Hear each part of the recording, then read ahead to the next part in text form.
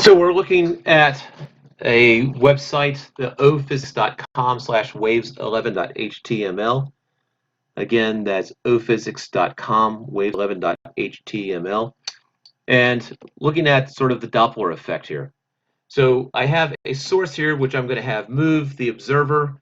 I want at rest to start with. Probably reset would have done that. I guess it didn't reset everything.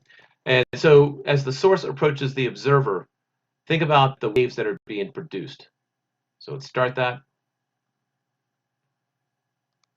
So the waves that are in the direction of movement, because you basically produce a wave and then you start chasing that wave front here. These lines right here represent the high pressure of a wave. It's basically a peak.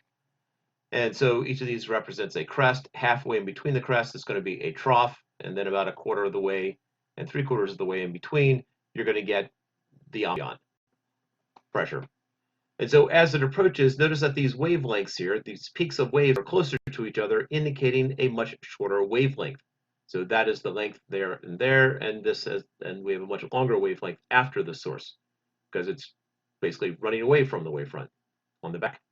Because there is a smaller wavelength, and all the waves are traveling at the same speed, the observer is going to be hit by the waves more frequently, in other words, at a higher frequency, and which will be perceived as a higher pitch. So this is why as things approach you, you hear a higher pitch sound, and then as it passes you, it is now a lower pitch sound. So this is why you're on the side of the road, a car goes by, you hear that sound. Reset again, we'll let you see it one more time. It is approaching. We have the higher frequency here. In other words, you can hit more frequently, and the lower frequency there. If we slow down the speed,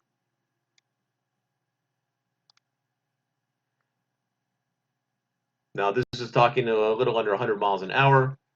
Notice that these wavelengths are still smaller than the wavelengths back here, but not by much. So if the source wavelength was 1 meter, then in front would be 0.87 meters as shown right there.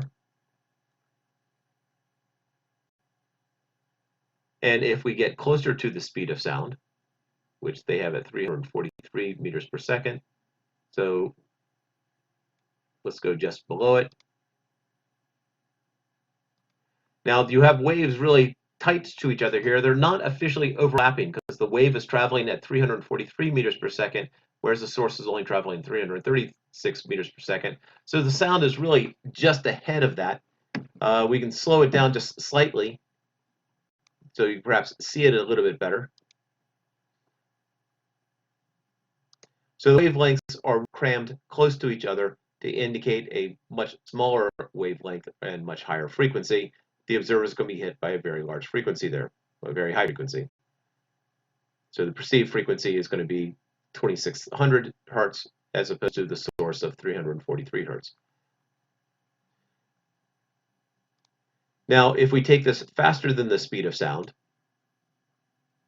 now remember, each of those lines represent a peak, a high pressure. So what we have here is a cone of basically what the high pressure is. There's a lot of pressure high up there. You've got a lot of constructive interference, so you have pressure wave on top of pressure wave on top of pressure wave. The angle of this cone is dependent upon the speed, and it can be derived, although I probably am not going to do that this semester. And if we crank it up even more,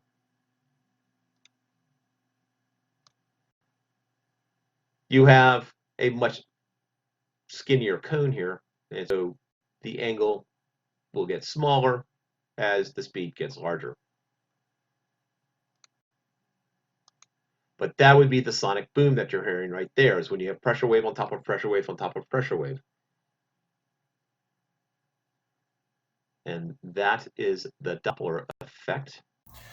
All right, so let's derive the Doppler formula for sound. I have something that is emitting sound here. I'm going to use E for emitter and then O for the observer. So that is observer and that is emitter. It is producing sound and sound is going to travel at some speed v sub s. And this speed of sound. So if it produces a wave and it's moving at some speed v towards the observer, if it produces a sound, then if the emitter is traveling lower than the speed of sound, it will not travel as far as the wave does. So in one time period, so t equals 0, pulse emitted, t is equal to period, second, so that would be first pulse, second pulse emitted. So the second, so if that is the distance the wave has traveled in a period here, so that would be v sub s times the period. This distance right here would be the speed of the emitter times the period. And so the wavelength, the distance from here to here, this is what the observed wavelength is going to be. So the lambda sub observed is going to be basically Vs t minus Ve times capital T. It's just the difference between how far the wave has traveled and how far he has traveled. I know that what the observer is going to pick up is going to be equal to the speed divided by the observed frequency right there. Whereas this right here, this is from the emitter. That's the period, that the time after which the emitter emits the second signal or the next signal. So this is Vs minus Ve times Te. And I know period is the reciprocal of the frequency, so this is Vs minus Ve over the frequency of the emission. And so we can then say that the frequency the observer catches, so I'm basically swapping angles here and then bringing Fe over, is equal to the emission frequency times Vs over Vs minus Ve. So that is with an observer not moving. So let's have the observer move. So if the source is moving towards the observer, we should get a higher frequency, is what you would expect. And so the frequency observed is equal to the emitted frequency times the speed of sound over V speed of sound minus V of the emitter. So if VE is heading towards it, this is a positive value, which makes the denominator smaller, which increases the frequency. If moving away, then basically you would be adding V sub E. You want to make the denominator smaller, so we got a plus sign there. And if the observer is moving, it's very similar. If the observer moves towards it, it is going to increase the frequency. So F naught equals Fe Vs plus Vo if it's getting closer, or Vs and then minus Vo if it's moving away, and then minus plus. And so this is generally the way that you would see it. Usually it's easier to think about what's going on and know where to put the plus and minus signs. Just recognize the emitters in the bottom, observers in the numerator. Let's take a look at deriving the Doppler effect if you have a moving observer and emitter.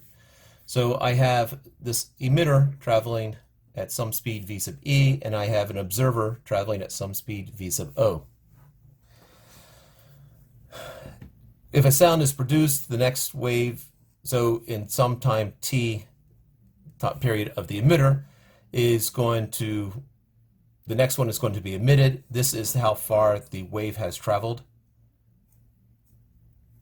And this right here is how far the emitter has traveled. And so the difference between the two is Vs Te minus Ve Te. Now, meanwhile, in order to do the observer piece of it, so let's take a look at that. So let's talk about it at the point when this first wave hits the observer. So the observer is some location, and that first wave hits it. I know there's a second wave that is the distance between these is going to be Vs minus Ve times Te. That's that distance right there. But so the first wave hits it, and then the observer will move to here when the second wave hits it. So first wave, and then this is the location of the emitter. So x sub o when second wave hits.